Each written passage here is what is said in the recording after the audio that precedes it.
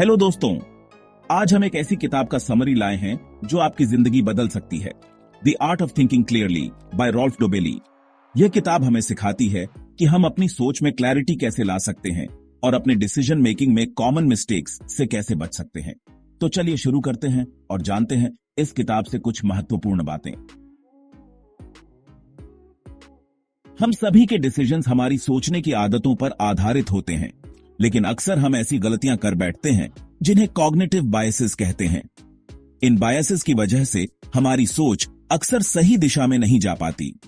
जैसे कॉन्फर्मेशन बायस एक ऐसी सोच है जिसमें हम सिर्फ उन्हीं फैक्ट्स को एक्सेप्ट करते हैं जो हमारी पहले से बनी हुई बिलीफ्स के साथ मेल खाते हैं। इसका मतलब यह हुआ कि अगर हमें किसी चीज में विश्वास है तो हम उसी तरह की जानकारी को ढूंढते हैं जो उस विश्वास को और मजबूत करे, जबकि बाकी की जानकारी को नजरअंदाज कर देते हैं। इसके अलावा एक और कॉमन बायस है जिसे सर्वाइवरशिप बायस कहते हैं। इसमें हम सिर्फ सफल लोगों की कहानियों को सुनते हैं और उनकी तरह बनने की कोशिश करते हैं, लेकिन हम उन लोगों को भूल जाते हैं जो असफल हो गए। हम बस ये मान लेते हैं कि सिर्फ सफल लोग ही अपने तरीके से काम कर रहे थे, लेकिन सच ये है कि असफलताओं से भी बहुत कुछ सीखा जा सकता है।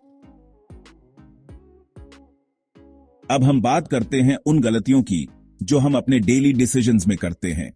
कभी कभी हम किसी चीज को लेकर बहुत ज्यादा इमोशनली अटैच्ड हो जाते हैं। इसका एक उदाहरण है एंकरिंग इफेक्ट। जब हम पहली बार किसी चीज के बारे में कोई जानकारी सुनते हैं तो हम उसे इतनी इंपॉर्टेंस दे देते हैं कि उस जानकारी के बाद सभी डिसीजंस उसी एंकर के आसपास घूमते हैं। जैसे अगर हमें बताया जाए कि किसी चीज की कीमत पहले 10,000 रुपये थी और फिर उसे 7,000 रुपये में दिया गया, तो हम महसूस करेंगे कि हमें अच्छा डील मिला है, भले ही उसकी असली कीमत 7,000 रुपये से भी कम हो सकती है। इसके बाद एक और बड़ी गलती है संक कॉस्ट फैलेसी। इसका मतलब है कि अगर हम किसी चीज में पहले समय या पैसा इन्वेस्ट कर चुके होते हैं तो हम उसे छोड़ने की बजाय और अधिक समय या पैसा उसमें लगा देते हैं, क्योंकि हमें लगता है कि पहले का निवेश बर्बाद नहीं होना चाहिए।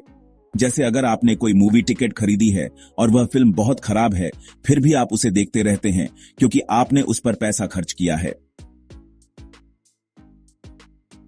हमारे डिसीजंस पर हमारी इमोशंस का भी गहरा असर पड़ता है। इसका सबसे बड़ा उदाहरण है हेलो इफेक्ट। इसमें हम किसी एक क्वालिटी को देखकर पूरी पर्सनालिटी के बारे में जजमेंट बना लेते हैं। जैसे अगर कोई इंसान अच्छी तरह से ड्रेस्ड है और स्मार्ट लगता है तो हम अस्यूम कर लेते हैं कि वह इंटेलिजेंट भी होगा, जबकि यह सिर्फ एक सुपरफिशियल ऑब्जर्वेशन है। इसके अलावा लॉस अवर्जन भी एक बहुत कॉमन इमोशनल बायस है, जिसका मतलब है कि हमें नुकसान का डर ज्यादा होता है बजाय इससे मिलने वाली खुशी के। उदाहरण के लिए, अगर हम 100 रुपये खोने का सोचते हैं तो उस नुकसान से ज्यादा डरते हैं, जबकि अगर हमें 100 रुपये जीतने का मौका मिले तो हमें उतनी खुशी नहीं मिलती। अब सवाल यह उठता है कि हम अपनी सोच में क्लैरिटी कैसे ला सकते हैं। इस किताब में रॉल्फ डोबेली हमें कुछ बहुत प्रैक्टिकल टिप्स देते हैं। सबसे पहले वह कहते हैं कि हमें कभी भी जल्दबाजी में डिसीजंस नहीं लेने चाहिए।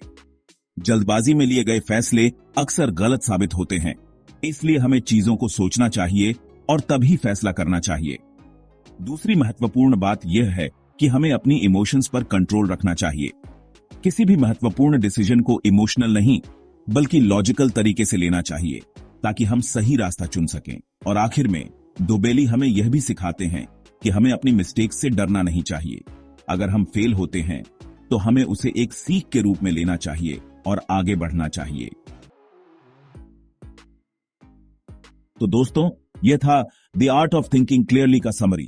यह किताब हमें यह सिखाती है कि हमारी सोच और डिसीजन मेकिंग को कैसे बेहतर बनाया जा सकता है। अगर आप चाहते हैं कि आप भी अपने लाइफ में बेहतर फैसले लें तो इस किताब को जरूर पढ़ें। अगर आपको यह वीडियो पसंद आया हो तो इसे लाइक करें, शेयर करें और मेरे चैनल को सब्सक्राइब करना न भूलें। मिलते हैं अगले वीडियो में, तब तक के लिए धन्यवाद।